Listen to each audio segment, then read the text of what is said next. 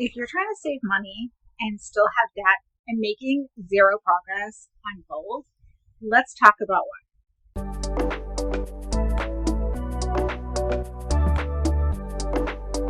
By the end of this video, you'll have a clear idea of exactly what you should be prioritizing first without overthinking it.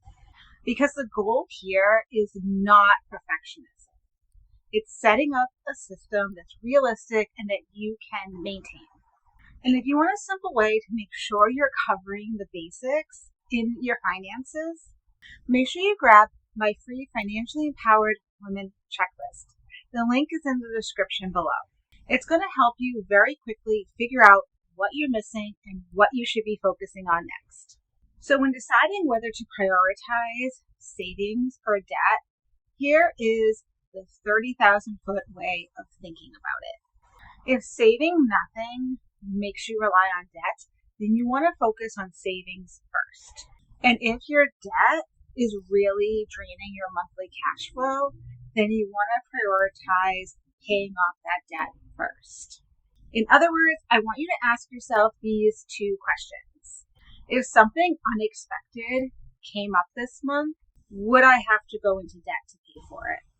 If yes, you really want to work on building up your savings. Number 2, are my debt payments keeping me from building the life that I want? If yes, paying off that debt should be a priority.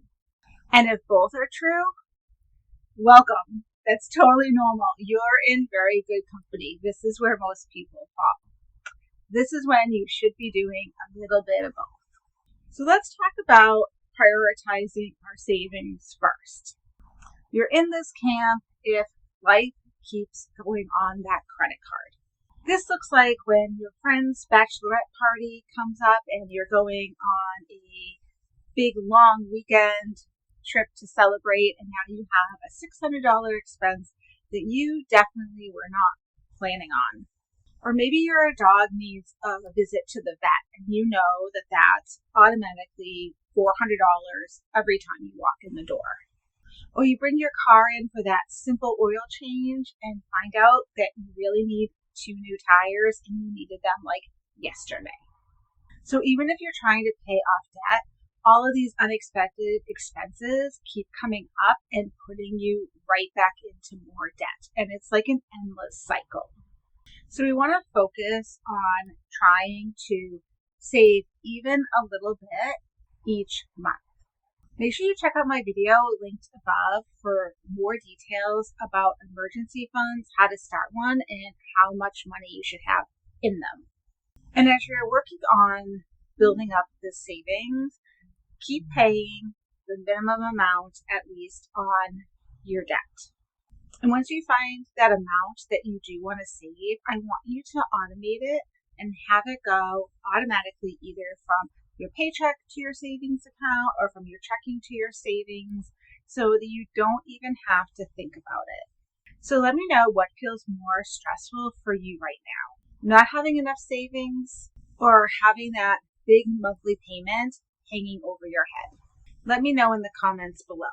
So now let's talk about if we want to prioritize paying off that debt.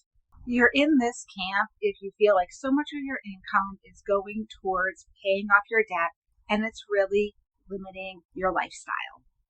So this might look like you want to move to a nicer apartment in the city, closer to work, but you feel like you really can't afford to make that jump. Or you're saying no to all the fun trips that your friends are taking, even though technically you're making enough money.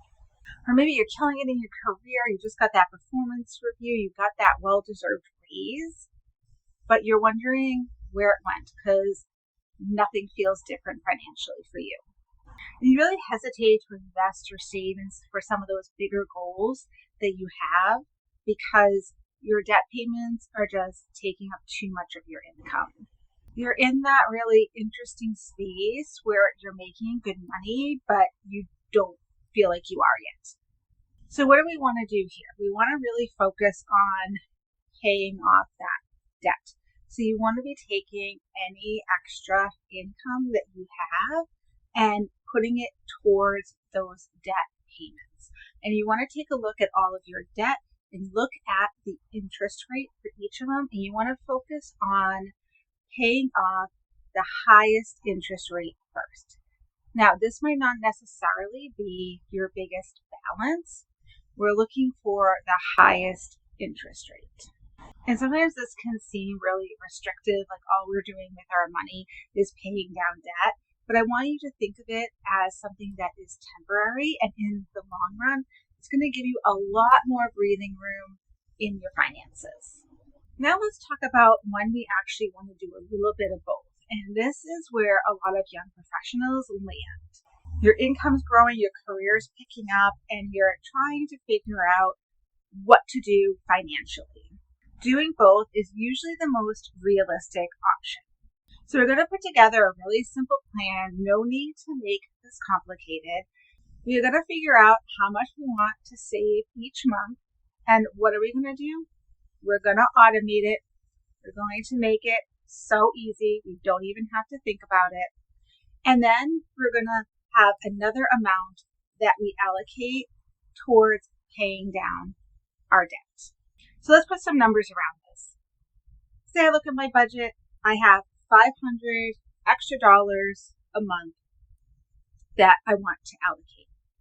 I decide $100 of that is going towards my savings, and $400 is going towards paying down my debt. So we're building up our savings account, which is going to help us not have to rely on new debt in the future. And we're reducing our debt, which is going to help increase our cash flow going forward. So over time, you'll be able to put more and more into that savings category. I see this all the time where someone will get a raise and quietly, without even realizing it, their lifestyle expands as well. The nicer apartment, paying for more conveniences, saying yes to more plans, having some more subscriptions and memberships. And suddenly, all that extra money is gone. And before you know it, you're adding to your debt, you're shrinking your income.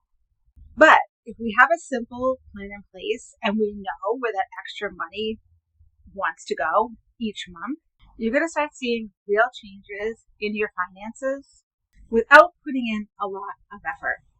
Because I know you're busy. You have a life to lead.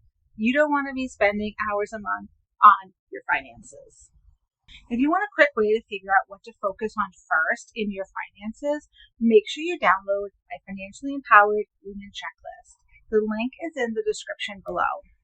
It's going to help you get clear on what your next steps will be so you don't feel like you're spiraling. If this video was helpful, please give it a like and make sure you subscribe so you don't miss my next one. I'll see you next time.